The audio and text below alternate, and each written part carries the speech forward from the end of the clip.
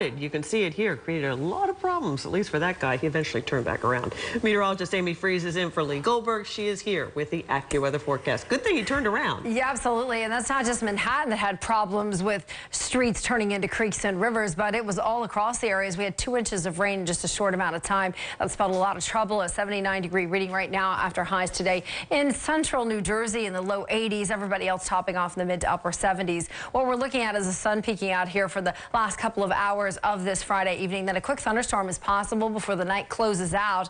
We could even see a brief shower early tomorrow, but then it's less humid, turns into a beautiful weekend. Saturday and Sunday both looking good. We've cleared out the showers down south and also off to the east, and now we wait. So rainfall estimates coming in. Any area in green seeing over 2 inches of rainfall. We'll talk a little bit more about the storm reports that came in, but the rest of this evening, if you're headed out tonight, know that we have sunshine through the sunset. Then the clouds will roll in around 9:30, 10 o'clock, and we could have a brief shower before all is said and done. Setting the stage for a decent weekend. I'll have more in the AccuWeather 7-day forecast in just a few minutes. I'll see you guys then. Okay. Thank you, Amy. 2 hours and 20 minutes. That's how long President Trump and Russian President Vladimir Putin spent talking. It was their first face-to-face meeting, and it began with a handshake. And the topic up first, Russian interference in the U.S. election, and now competing stories from the U.S. and Russia about how that conversation went. Eyewitness News anchor David Navarro has the details. It is arguably the most highly anticipated meeting of this year's G20 summit, and Secretary of State Rex Tillerson gave us a peek inside the 2-hour and 16-minute closed-door meeting between President Donald Trump and Russian President Vladimir Putin. There was a very clear positive chemistry between the two. Tillerson says the president pushed Putin right away on Russian meddling into last year's U.S. presidential election. The president pressed President Putin on more than one occasion regarding Russian involvement. President Putin denied such involvement. The Russian foreign minister says President Trump accepted the denial, but a senior administration official says that is not the case. In any event, the White House says the two countries must now move forward. Because it's not clear to me that we will ever come to some agreed upon resolution of that question between the two nations. So the question is, what do we do now? During their meeting, Russia and the U.S. also agreed on a ceasefire in southwest Syria and discussed what to do about Ukraine.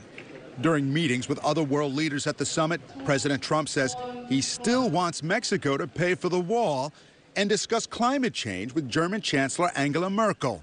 She called his view on the topic unfortunate. Meanwhile, outside the meetings, thousands of protesters flooded the streets, many violently clashing with authorities, and more than 20,000 police were brought in from across Germany. David Navarro, Channel 7 Eyewitness News. Mayor de Blasio is also in Germany tonight. The mayor of Hamburg invited his New York City counterpart to discuss global issues from a local perspective. While we see many national governments unwilling to address climate change or stumbling to address the larger issues of income inequality or migration, these issues have to be addressed at the local level, and we all help each other. We all offer each other ideas. Tomorrow, de Blasio will speak in Hamburg at a rally for peace and human rights. A horrible case of abuse inside a home in Westchester County coming up. Were possible warning signs ignored before a 2-year-old girl was killed.